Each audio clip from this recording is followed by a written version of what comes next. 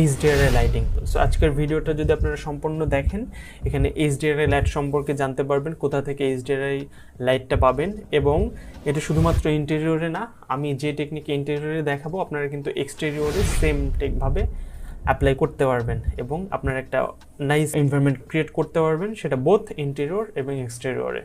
ওকে, so আর কথা না বাড়িয়ে আমি জাস্ট শুরু করি। তো এখানে কিন্তু এখন করোনা স্কেয়ারের সাথে রয়েছে করোনা সান, অথবা ভিড়ের সাথে, যদি আপনার ভিড়ে যারা ভিড়ে থেকে করবেন, ভিড়ে সানের সাথে ভিড়ে স্কাই।